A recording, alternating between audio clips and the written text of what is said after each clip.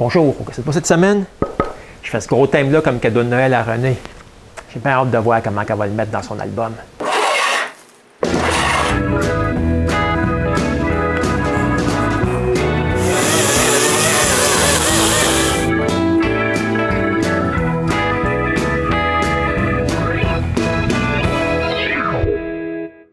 Depuis que je ne fais plus travailler René comme un esclave dans mon atelier, elle a repris goût à sa collection de thèmes.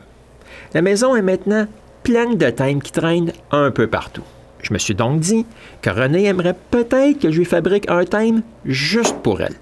Je cherche donc dans son album un beau thème. Je dois dire là, que les rois et les reines, là, ils ne m'inspirent pas beaucoup. Mais quand je vois ce beau castor-là, je me dis « Wow, ça c'est le thème que je veux faire. » Il est parfait. En plus, un castor, un autre animal qui aime le bois. Donc, après avoir pris une photo, j'utilise Photoshop pour tracer tout le contour de toutes les parties du thème. Quand j'ai fini, j'ai ça comme résultat. J'en imprime plusieurs copies, à la grosseur que je veux mon thème. La première copie, là, elle va me servir à placer les morceaux. La deuxième sera mon patron pour découper. J'ai aussi imprimé le fameux thème de la grosseur réelle du mien, pour avoir une référence. La toute première chose que je fais est d'utiliser un patron pour mesurer la grosseur du morceau d'érable que je veux utiliser pour faire le fond du thème, juste avant de le couper.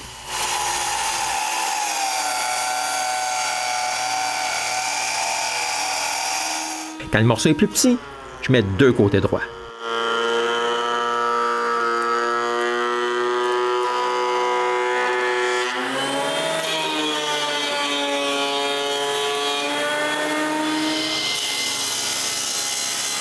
Je vais avoir une planche large là, mais mince.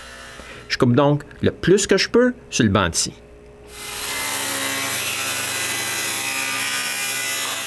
Mais je ne réussis pas à tout couper. J'aimerais bien finir la coupe avec ma scie à ruban, mais pas assez grosse.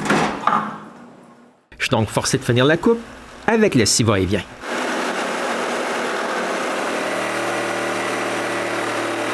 Ensuite, je répète toutes les mêmes opérations avec le reste de la planche.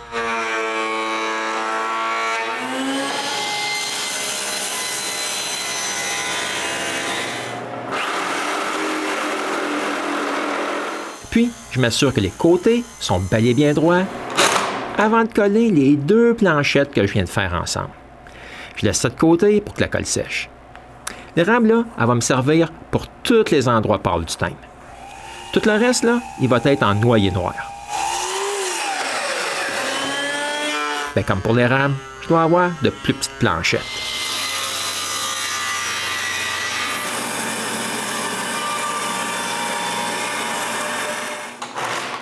Quand j'en ai deux, je les colle, elles aussi, ensemble. Pendant que la colle sèche, je prends des petits restes de noyer que je coupe plus minces.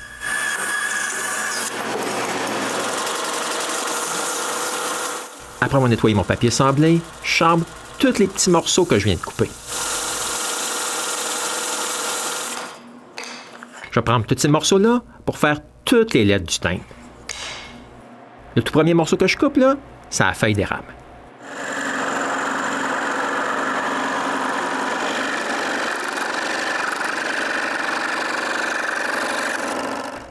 Ça commence à prendre forme. J'aime ça. Ensuite, je coupe les lettres. Comme Canada, il y a 3 A, je colle 3 morceaux ensemble, puis je les coupe les 3 en même temps.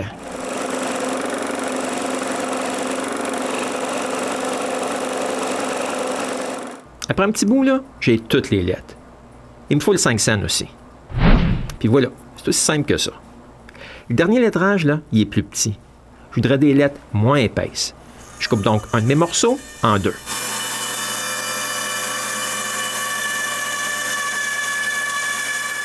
La scie là a laissé des marques. Je chope donc les deux morceaux avant de les recoller ensemble pour couper le mot « poste ». Après un petit bout, j'ai tout le lettrage du thème. Mais le lettrage, là, c'est pas assez. Je dois couper le castor lui-même. Pour faire ça, je prends mes planches de noyer puis je les sample droites.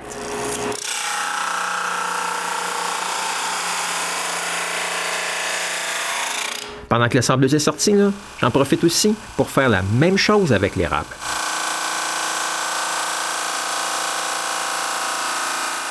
Comme je suis dans le sablage, j'en profite donc pour finir avec un grain plus fin.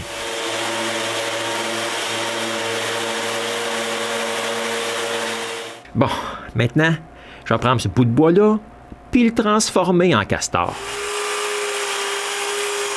Premièrement, je dois couper le bas droit. Ensuite, je colle mon patron sur la planche de noyer, puis je coupe le tout à la grosseur de mon patron.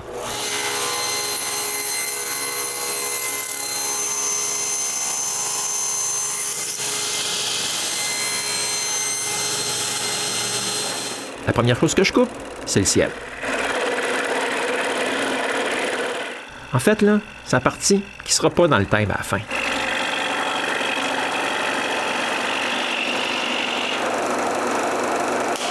C'est un début, mais il faut couper tout le reste aussi.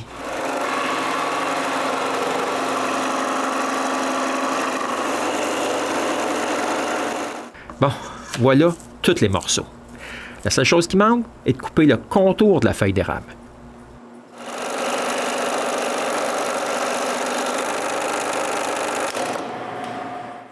Bon, c'est fait. J'ai tous les morceaux coupés, mais quand je regarde le thème original, je vois bien que la tête du castor, là, elle semble avoir une texture différente que le reste. Je décide donc de lui couper la tête.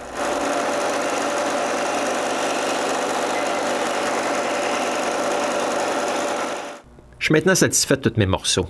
Il faut juste que je simule le poil du castor sur mes morceaux de bois. Je commence donc par essayer plusieurs de mes robes de sculpture.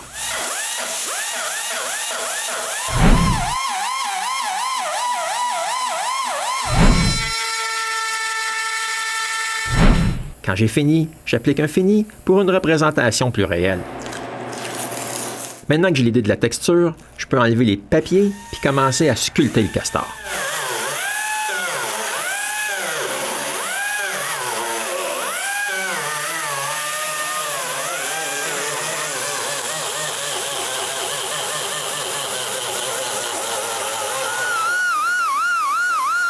Pour la queue, j'utilise un grain plus fin.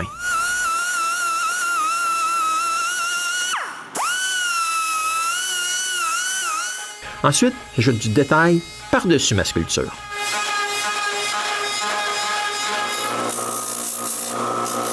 Pour la tête, après l'avoir sablé à la forme que je veux, je polis le tout avec du papier sablé à grains très fins. Maintenant, avec l'aide du vrai timbre, je marque les endroits du visage que je veux sculpter avec des ciseaux à bois, puis j'ajoute les détails au visage.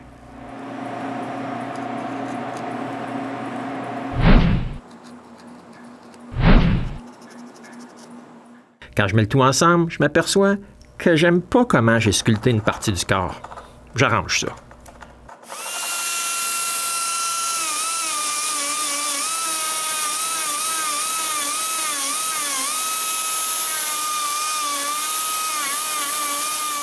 Comme les arbres sont beaucoup plus loin que le castor, je pense qu'ils devraient être beaucoup plus minces. Je vais donc en serruban, puis je coupe mes arbres plus minces. Ouais, c'est bien mieux comme ça. Faut juste leur donner des formes plus gracieuses maintenant.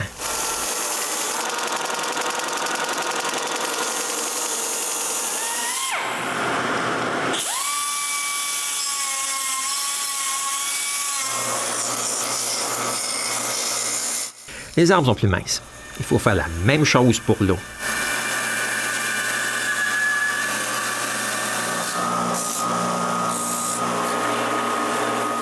Après, c'est le temps de sculpter le sol.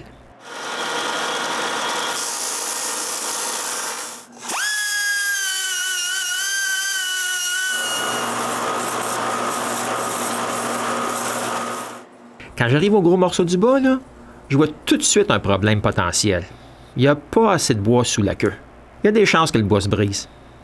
Mais si je regarde le thème original, je vois que je peux reproduire cette ligne-là. Je la trace donc sur le papier, puis je coupe le gros morceau du bas. Après, c'est pareil comme tout le reste.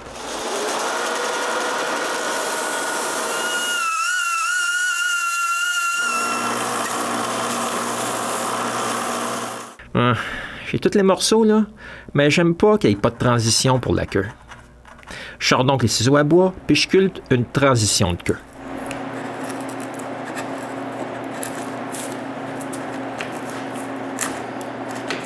Quand j'ai fini, je refais la texture de cette partie-là.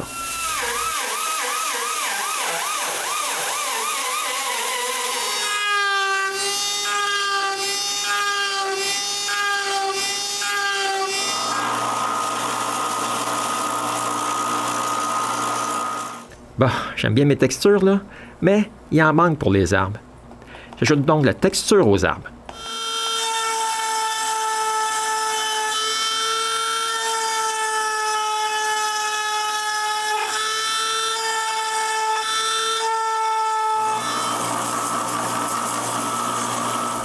Ah, ça paraît bien mieux comme ça.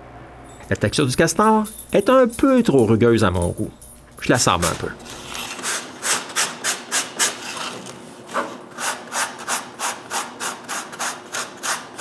Maintenant, je suis enfin prêt à travailler sur le fond du timbre. Je commence par coller mon patron directement sur le bois. Ensuite, au centre de chaque trou du contour du timbre, je fais une petite marque.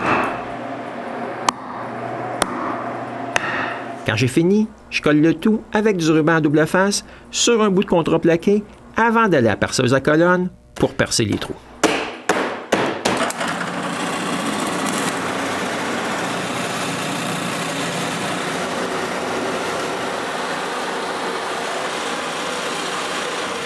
Après que les 92 trous sont faits, je coupe au centre des trous.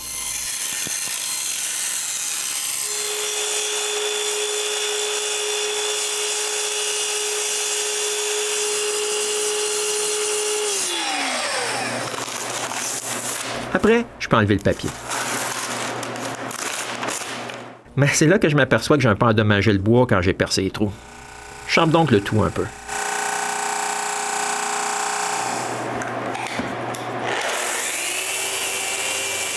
Quand le fond est un peu plus mince, je chambre avec des grains plus fins. Après, je prépare le tout pour signer mon œuvre. Quand j'ai fini, je fais le dernier sablage.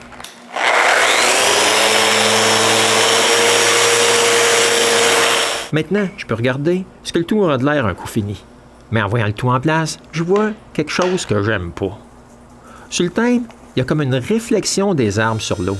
Moi, j'en ai pas fait. J'arrange ça tout de suite.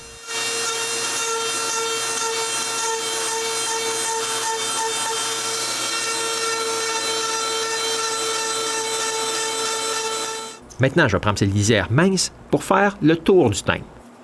La première chose que je fais est de placer une règle de métal par-dessus les lisières, puis de couper des lisières encore plus petites. Quand j'ai fini, je m'assure que tout est bel et bien droit.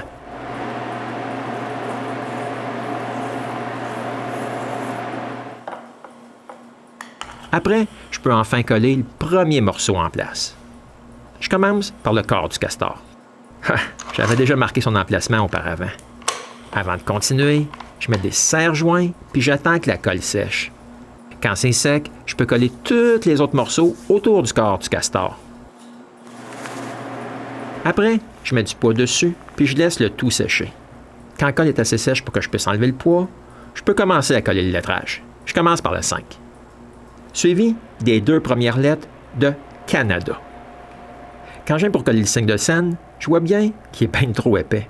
Ça paraît étrange. Je le coupe donc en 2. Puis je le colle. Ensuite, je continue avec le reste des lettres de Canada. Les 2 petites lignes de scène. Puis je finis avec toutes les lettres de postage. Sur le timbre, là, il y a comme des lignes au centre de la feuille d'érable. Je les marque donc sur ma feuille elle-même. Ensuite, avec un ciseau à bois, je sculpte les lignes.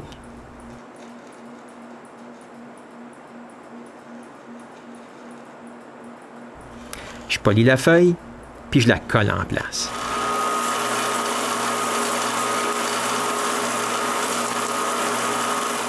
Ensuite, je coupe les coins du contour en les mettant un par-dessus l'autre, puis d'un coup, avec un ciseau à bois, je fais la coupe de 45 degrés. Pour m'assurer que rien bouge quand je coupe les autres coins, je colle les petites bandes avec du ruban adhésif. Quand les 4 bandes sont coupées, je peux les coller.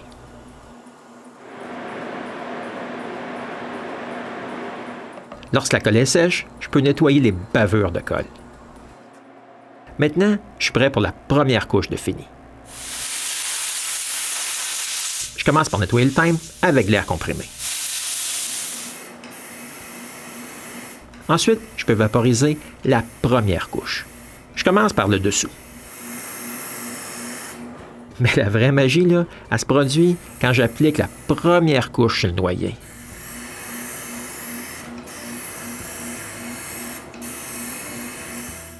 À ce moment-là, là, les couleurs foncées popent au visage.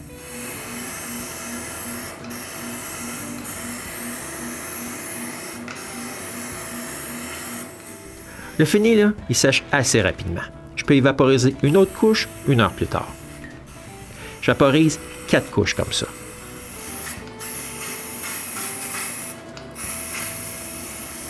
Le lendemain, là, c'est assez sec pour que je puisse poser le crochet qui retiendra le cadre au mur. Puis avec cette dernière vis, mon cadeau pour René est terminé. Quand je le regarde, je trouve là, que j'arrive de loin depuis ma sculpture de Père Noël.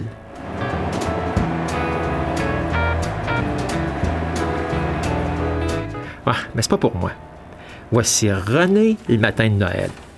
Oh, wow! Hey, un beau timbre! Un timbre de 5 cents. Hey, il est beau.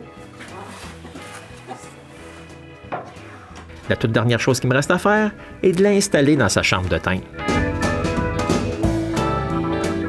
Bien, voici le cadeau que j'ai donné à René Noël dernier.